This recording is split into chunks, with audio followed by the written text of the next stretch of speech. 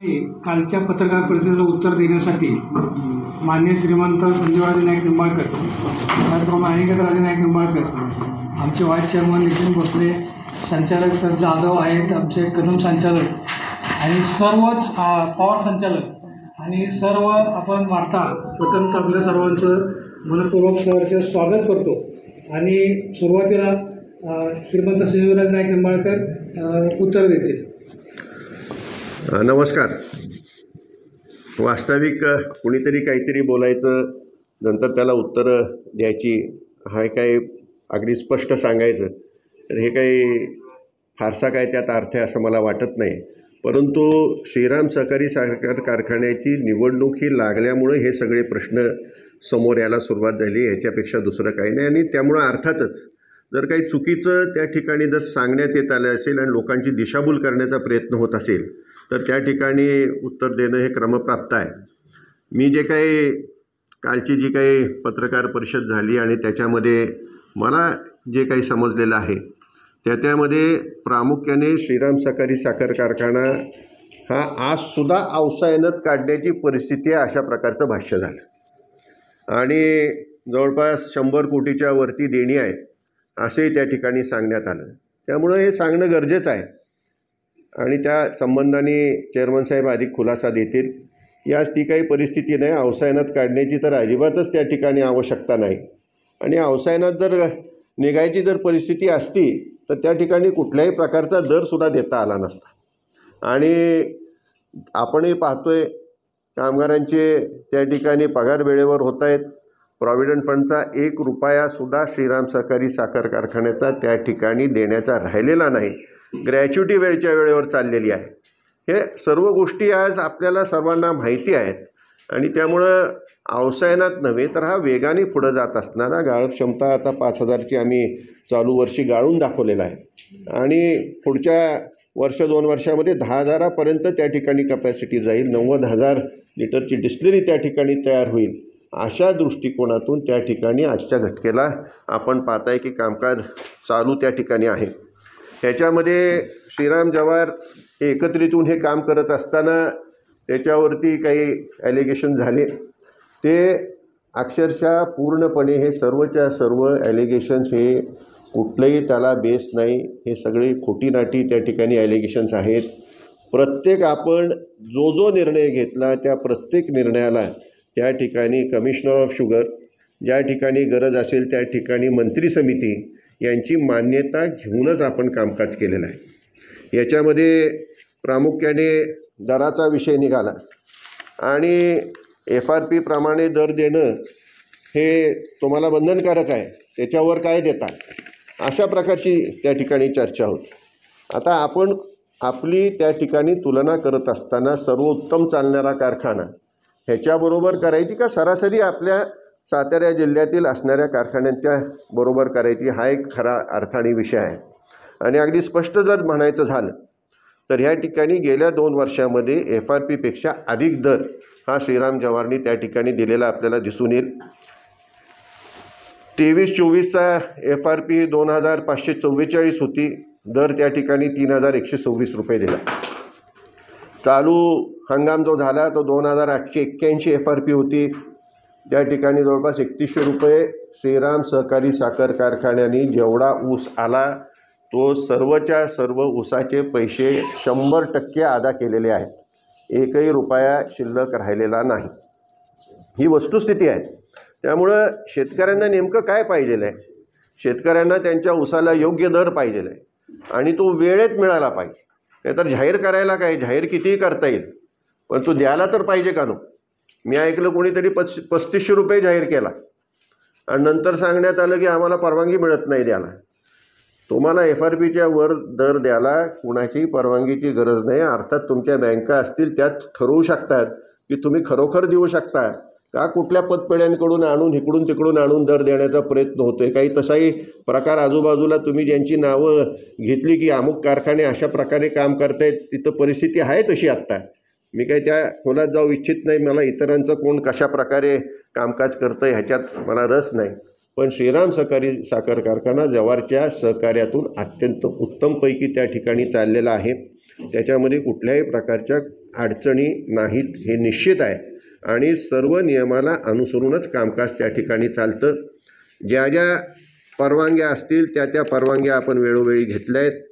श्रीराम सहकारी साखर कारखाना, जवाहर सहकारी साखर कारखाना एकत्रित काम करत असताना असा एक विषय निघाल्याचं मला सांगण्यात आलं की पोत्यावरती नावसुद्धा श्रीरामचं नाही तर श्रीराम जवाहरच नाव आहे. लायसन्ससुद्धा तशाच प्रकारे घेतलं आहे आणि त्याच प्रकारे कामकाज आज चालू आहे.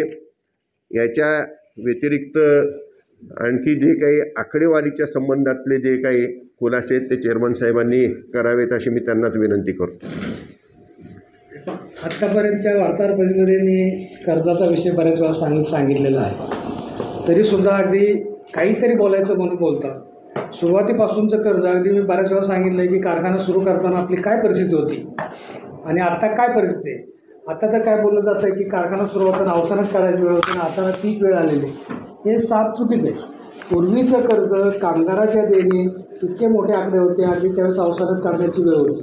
परंतु आत्ता अशी परिस्थिती की आपल्या कारखान्यावर कुठलाही कर्ज व्याजाचं कर्ज किंवा ज्या पैशाला व्याज द्यावं लागतं आहे तो एकही रुपया नाही. शासनाचं काही किरकोळ देणं आहे थकीत पूर्वीची द्यायची का न द्यायची अजून त्याच्यावर येते काय अगदी किरकोळ आहे.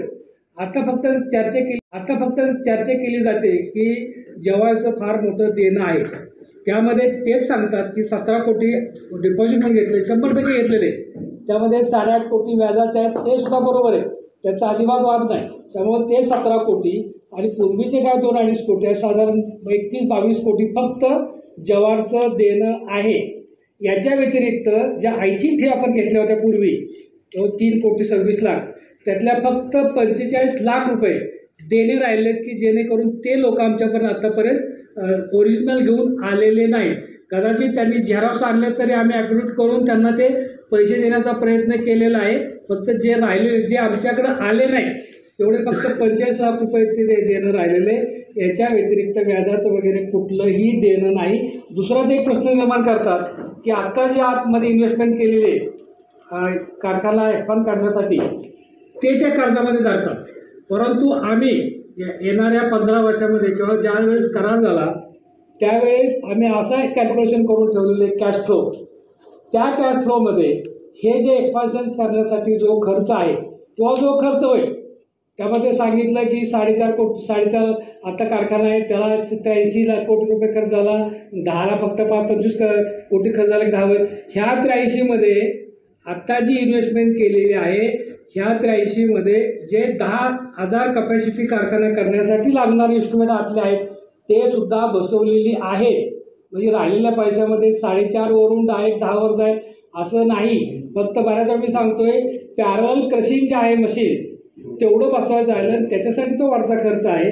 आत्ताचं 83 कोटी रुपये त्याचं जे आहे ते इन्व्हेस्टमेंट आहे ते आमच्यावर कर्ज नाही. आणि कॅश फ्लोप्रमाणे विचार केला तर करार संपताना 15 वर्ष ज्यावेळेस होती त्यावेळेस ह्या कॅश फ्लोप्रमाणे हे संपूर्ण त्यांचं जे काय आत इन्व्हेस्टमेंट केलेली ते नील होणार आहे.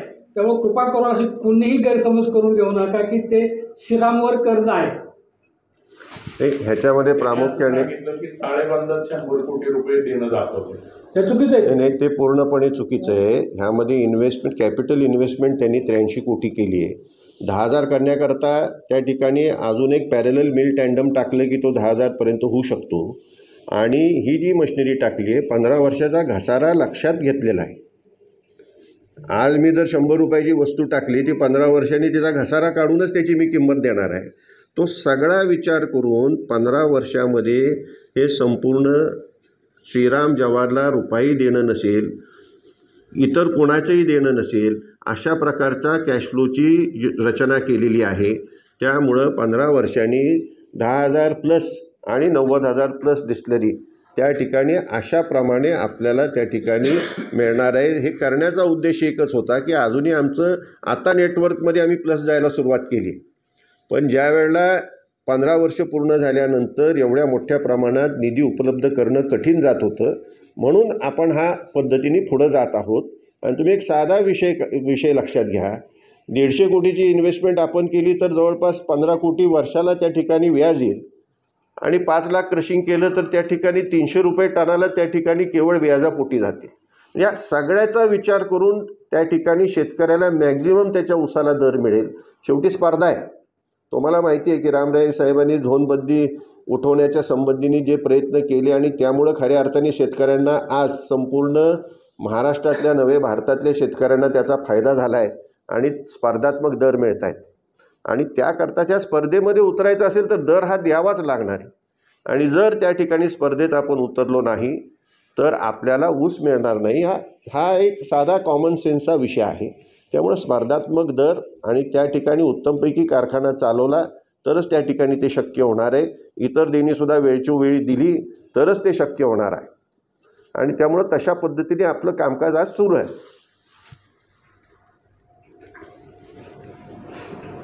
प्रश्न काय विचारायचे? कारखान्यात प्रशासक नेमला गेला आहे आणि प्रशासकांनी ताबा पण घेतला, त्याबद्दल आपण काय सांगाल? सध्या बरंच काही राजकीय दृष्ट्याच चाललेलं आहे. आपल्याला त्याची कल्पना आहे. त्या ठिकाणी निवडणुकी ह्या पारदर्शक पद्धतीने व्हावे याकरता प्रशासक नेमला आहे. त्या याद्या पारदर्शक व्हाव्या असा तो विषय त्या ठिकाणी आम्हाला जो काही समजला आहे. परंतु त्याचबरोबर त्या ठिकाणी माझ्या समजुतीप्रमाणे मुख्यमंत्र्यांपर्यंत जाऊन हा विषय सर्व झालेला आहे.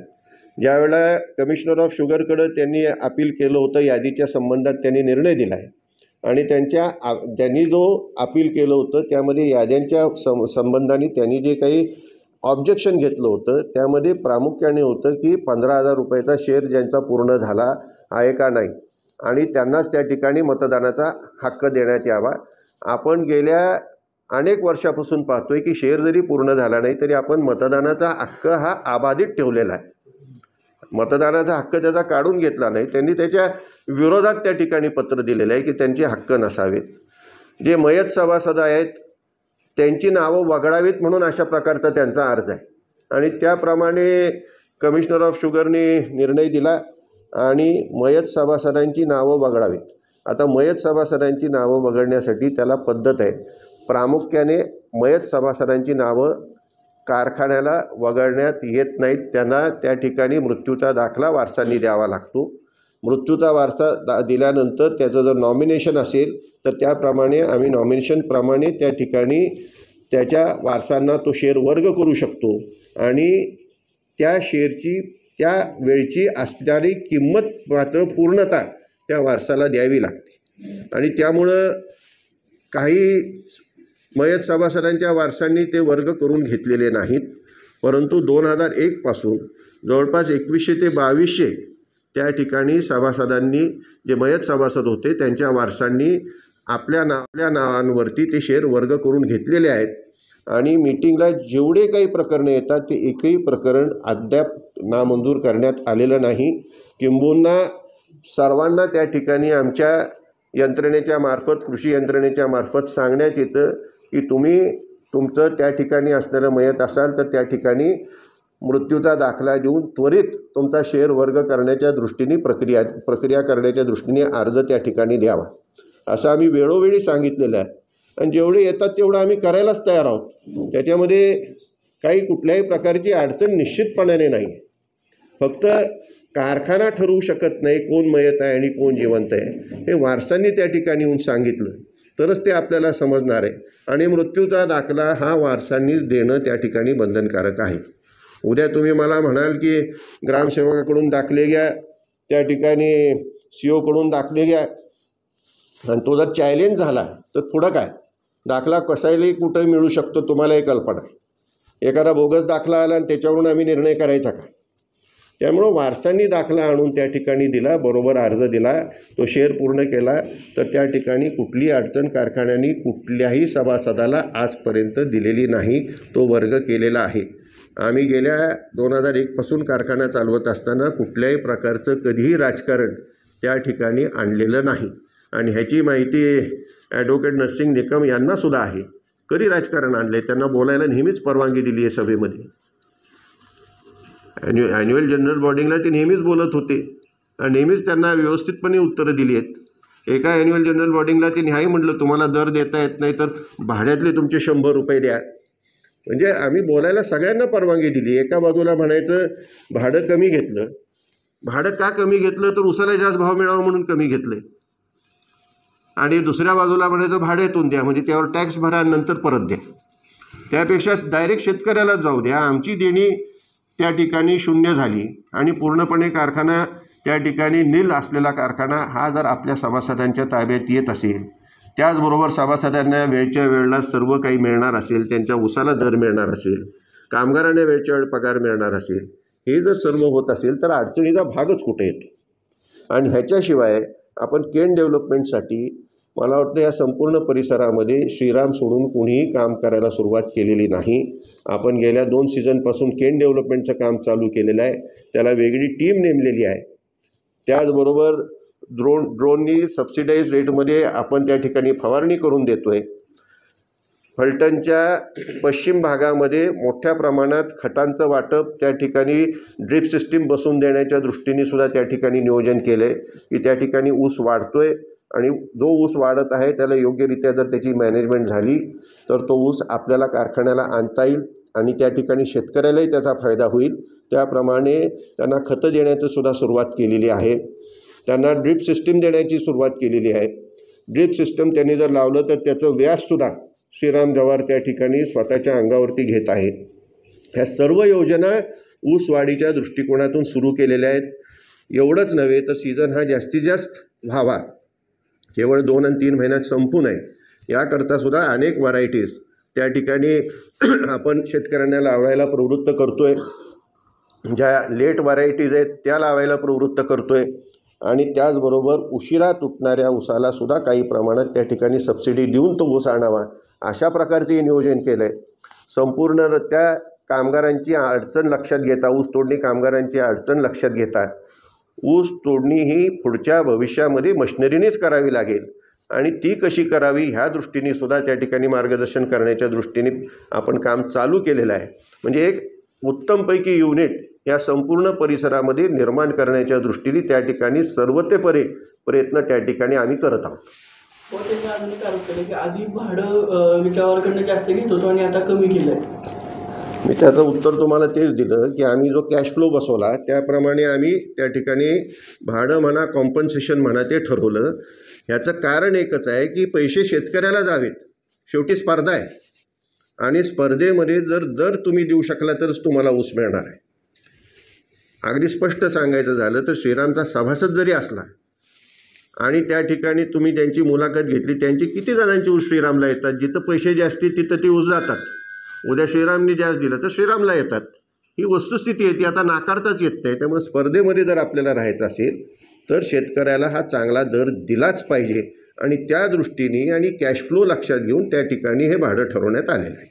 बाबा, आपल्याकडे सत्ता येण्याच्या आधी कारखाना किती सीझन बंद होता का नव्हता आणि काय कारण त्याचं जर बंद असलं तर बंद होता? आम्ही येण्यापूर्वी माझ्या माहितीप्रमाणे एक संपूर्ण सीझन कारखाना बंद होता आणि त्याच्या आधीचा सीझन तो काहीतरी अर्धवटच चाललेला होता, योग्यरित्या चालला नव्हता. डिस्टिलरी पूर्णपणे बंद होती. डिस्टिलरी चालू करण्याच्या परिस्थितीतही नव्हती.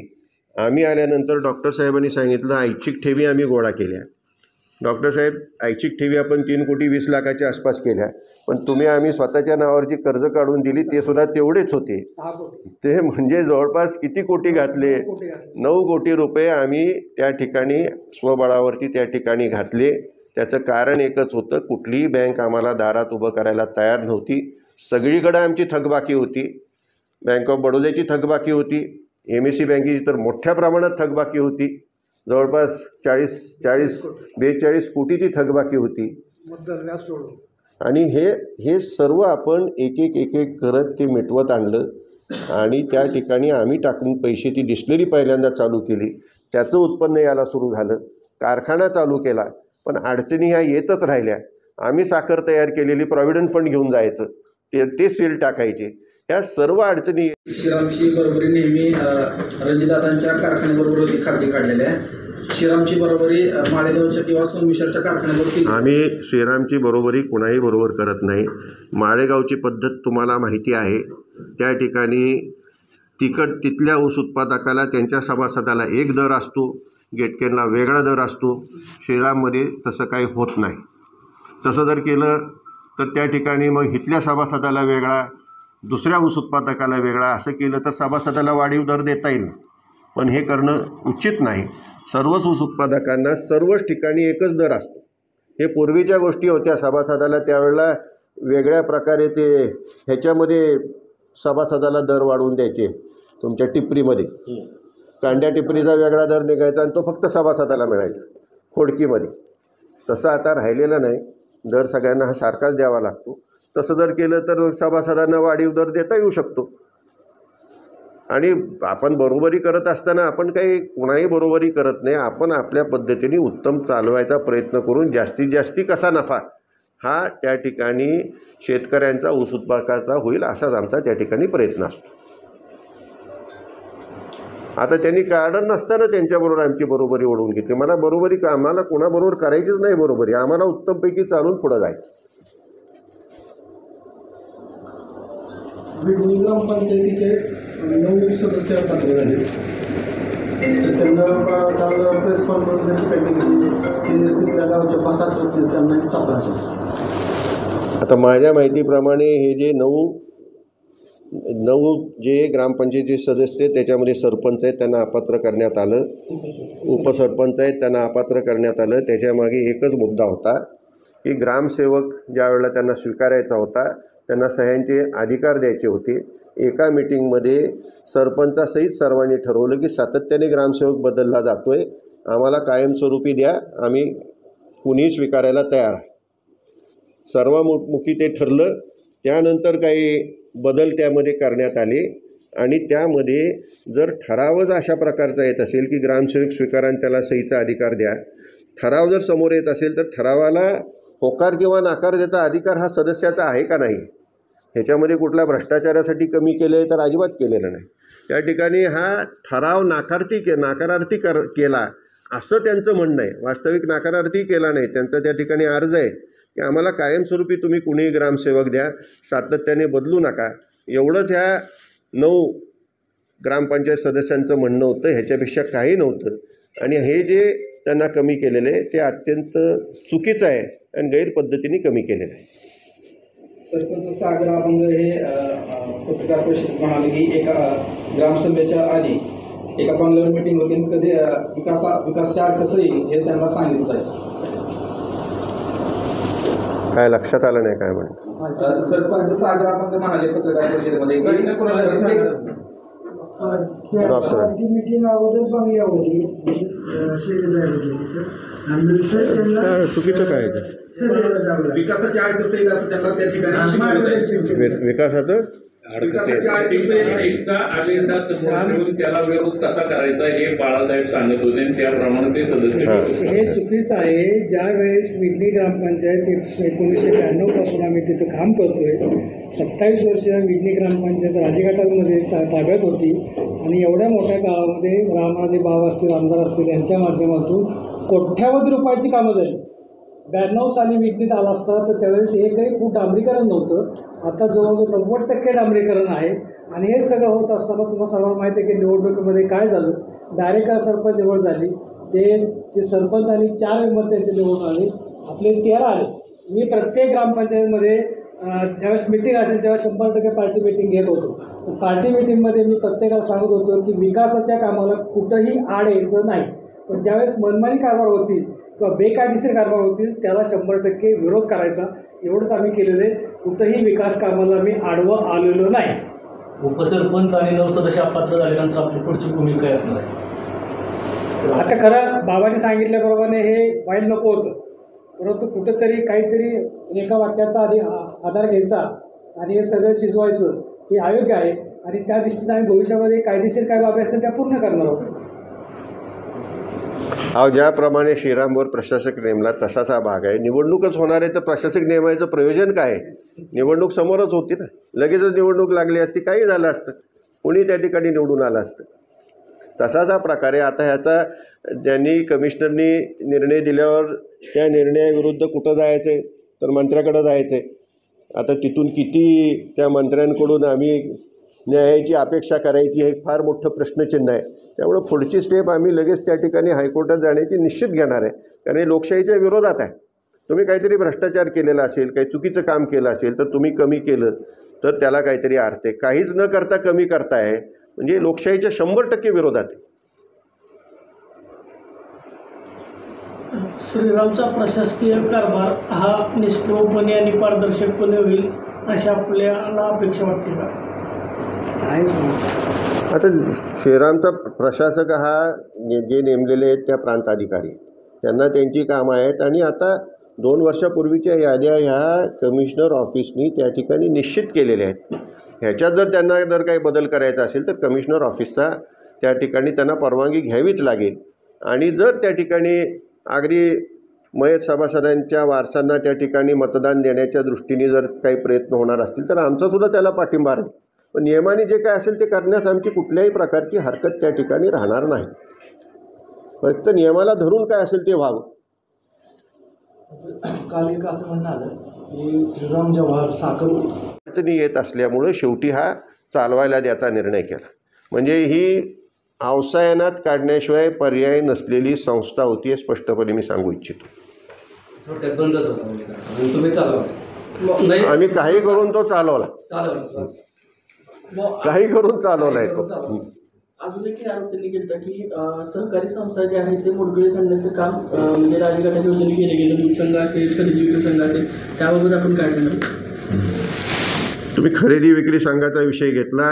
हा त्या ठिकाणी जे कोणी पाहत होते ते आज तगायत तेच पाहत आहेत आणि त्याला वेगवेगळ्या प्रकारच्या अडचणी येत गेल्या. शासनाच्या काही निर्णय बदलले त्यामुळं अडचणी तर ते आहेत. आणि त्यामध्ये माझ्या समजुतीने श्रीमंत शिवरूपराजेसुद्धा खरेदी विक्री संघात होते. त्यांना हा प्रश्न विचारला तर माझ्यापेक्षा त्यांना अधिक माहिती आहे.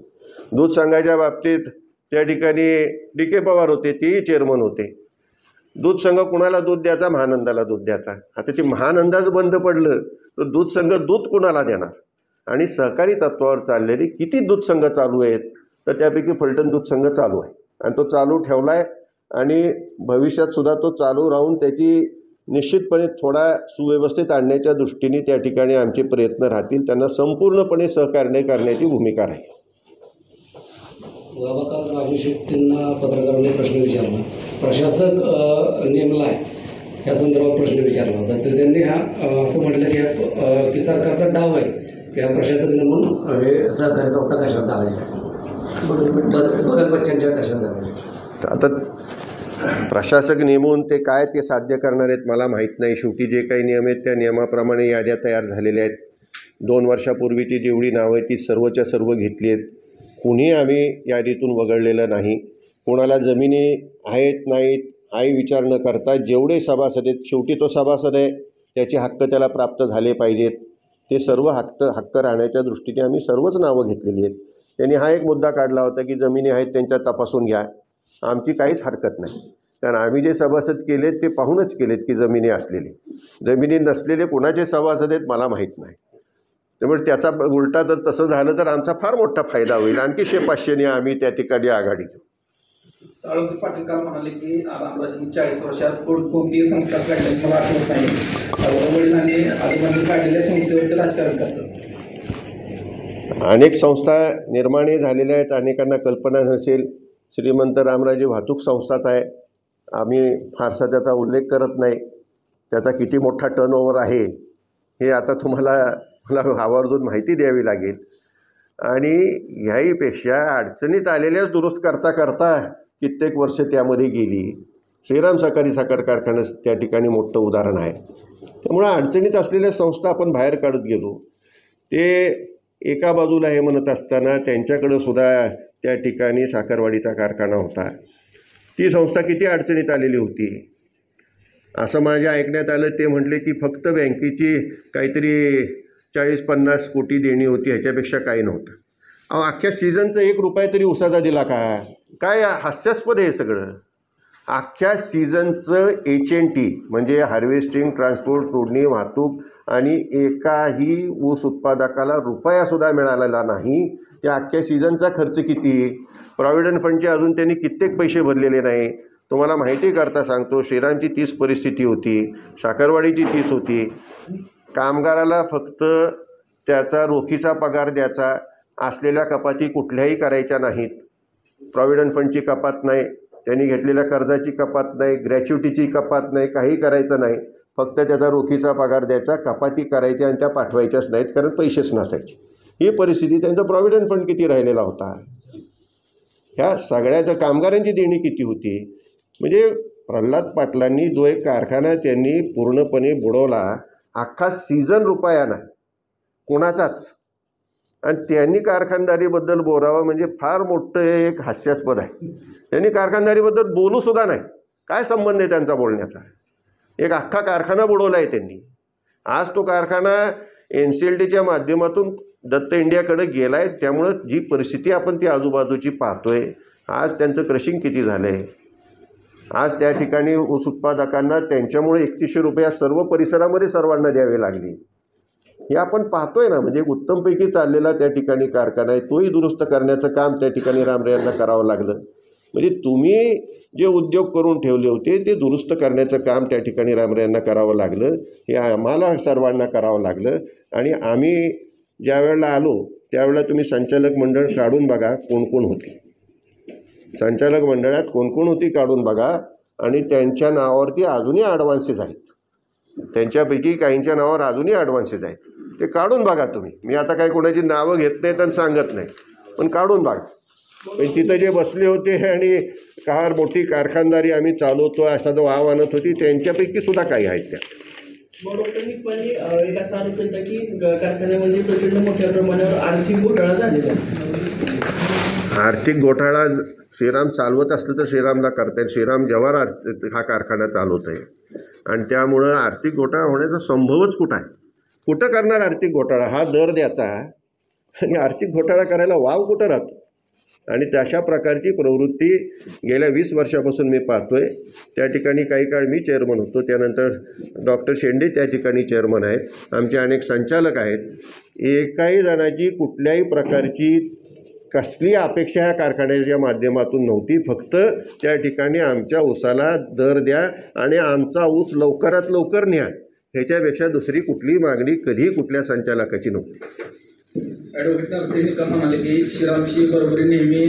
तर तुम्ही कमी केलं तर त्याला काहीतरी अर्थ आहे. काहीच न करता कमी करताय म्हणजे लोकशाहीच्या 100% विरोधात आहे. श्रीरामचा प्रशासकीय कारभार हा निष्प्रभपणे आणि पारदर्शकपणे होईल अशी आपल्याला अपेक्षा वाटते का. आता श्रीरामचा प्रशासक हा जे नेमलेले आहेत त्या प्रांताधिकारी, त्यांना त्यांची कामं आहेत. आणि आता 2 वर्षापूर्वीच्या याद्या ह्या कमिशनर ऑफिसनी त्या ठिकाणी निश्चित केलेल्या आहेत. ह्याच्यात जर त्यांना जर काही बदल करायचा असेल तर कमिशनर ऑफिसचा त्या ठिकाणी त्यांना परवानगी घ्यावीच लागेल.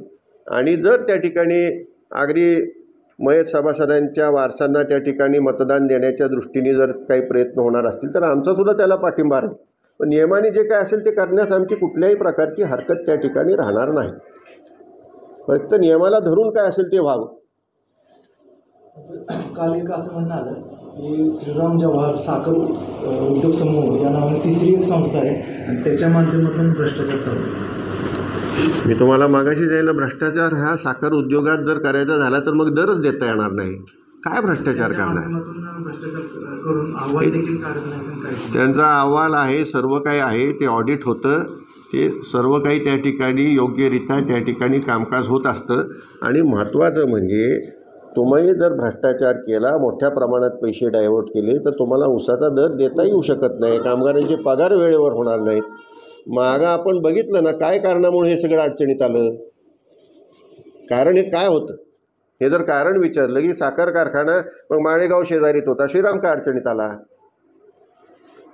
तसं एखादा कारखाना तुम्ही अयोग्यरित्या त्या ठिकाणी उद्योग केले तर तो अडचणीत येणारच. साखरवाडी का अडचणीत आला. अयोग्य काही तुम्ही केलं तर तो अडचणीतच येणार आहे. त्यामुळं ह्या ठिकाणी भ्रष्टाचार वगैरे नाही, शेतकऱ्याला उत्तम दर एवढाच उद्देश आहे. आणि वेळच्या वेळ सर्वांची पेमेंट्स त्या ठिकाणी झाली पाहिजे आणि त्याप्रमाणे कामकाज आपल्याला चालू आहे असं दिसून येईल.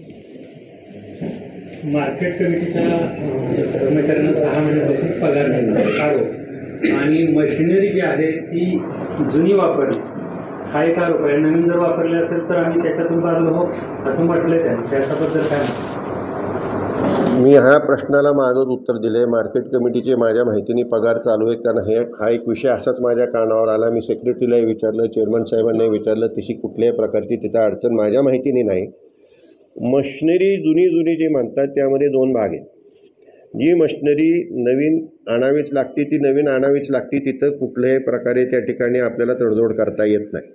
आता तुम्ही बॉयलर म्हणाल, बॉयलर आहे, या बॉयलरची कॅपॅसिटी वाढवली जाते, म्हणजे त्याच्यामध्ये काही बदल करून काही सुधारणा करून कॅपॅसिटी वाढवली जाते. मिल आपण लोखंडीच घेतो आणि त्याच्यामध्ये असलेल्या मिलमध्ये आणखी काही वाढवतो आणि त्याची कॅपॅसिटी वाढवतो. आता आतली पाईपलाईन असेल, सेंट्रिफ्युगल पॅन्स असतील, हे आपल्याला जुने टाकताच येत नाही ना, ते ब्रँड न्यूज घ्यावे लागतात, नवीनच घ्यावे लागतात.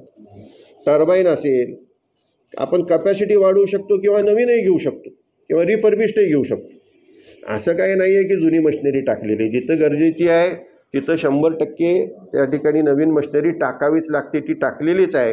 आणि काही आहेही आपण अपग्रेड केलेली आहे. अपग्रेड करत असताना तिची कॅपॅसिटी वाढवण्यासाठी जे काही करावं लागतं ते आपण केलेलं आहे.